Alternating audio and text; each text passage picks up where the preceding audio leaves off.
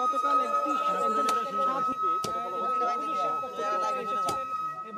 এবং কত কয়েকদিন ধরে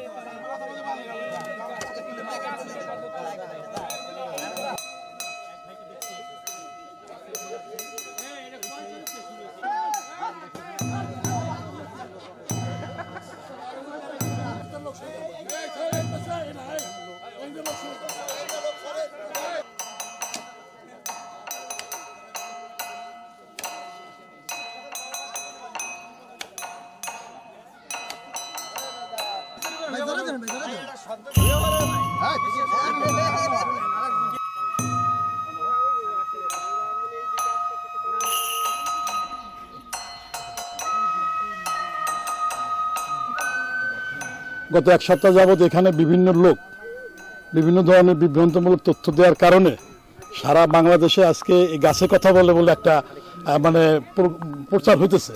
আসলে গাছে কোনো কথা বলে না। এই গাছটা লম্বা, বাতাসে যখন বাঁধে তখন প্রতিটা গাছের, কারণ এই গাছের ডালপালা সেরকম নাই, একটা বাতাসের যে একটা শব্দ, এই শব্দটা পায়। অনেকে হয়তো গেছে কি শুনছে না শুনে সে শুনছে, এটা সম্পূর্ণ বিভ্রান্তমূলক।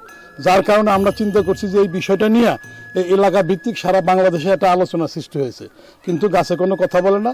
বিধায় আমরা প্রশাসন সহ চিন্তাভাবনা করে চেয়ারম্যান হিসেবে এলাকার সর্বাধিক চিন্তাভাবনা করে গাছ কাটার সিদ্ধান্ত আমরা নিয়েছি। এই কারণে গাছটা আমরা কাটছি যে এটা একটা অযৌক্তিক, এটা একটা কুসংস্কার, এটা ধর্মীয় রীতিনীতি একেবারেই মানে বেদায়েত কাজ আর কি, যেটা আর কি সেইটা হয়েছে। আজকে যে কাজটা করছি আমরা মনে করি এটা একটা বেদায়েত, শিরিক, এগুলা কুসংস্কার, এটা আমরা পছন্দ করি না। আমার এলাকার জনগণও পছন্দ করে না, যাদের গাছ বা যাদের এলাকা তারা ওইগুলো পছন্দ করে না, তাদের আলেম সমাজও পছন্দ করে না, এবং যাদের এখানে আছে তারা কোনোদিন কোনো ফকিরগিরি তারা কোনোদিন করেও না, তারা কোনো ফকির বিশ্বাস করেও না। যার কারণে আমরা মনে করি এটা কুসংস্কার, এই কারণে আমরা গাছটা কেটে দিচ্ছি। একেবারে সম্পূর্ণ গুজব আমার কাছে মনে হচ্ছে, কারণ শব্দ করতে হলে তো তার ভোকাল সিস্টেম থাকতে হবে, শব্দ ভোকাল কর্ড থাকে। আর জড় বস্তুতে শব্দ অনেক সময় বাতাসের আঘাতজনিত কারণে শো শো শব্দ হয়, রেল লাইনে শোনা যায়, ইলেকট্রিক পোলে শোনা যায়, যে কোনো বাতাসের আঘাতজনিত কারণে শব্দ ছড়া। এমনি সালামের উত্তর দেওয়া বিভিন্ন, এটা আমার কাছে সম্পূর্ণ গুজবই মনে হচ্ছে, এটা সম্ভব না। তবে এটা ঠিক, গাছের জীবন আছে, উদ্ভিদেরও জীবন আছে, কারণ উভয়ই কোষ দিয়ে গঠিত, কোষ তো একটা জীবন্ত সত্তা, কিন্তু সবার দুটোর মধ্যে পার্থক্য রয়ে গেছে।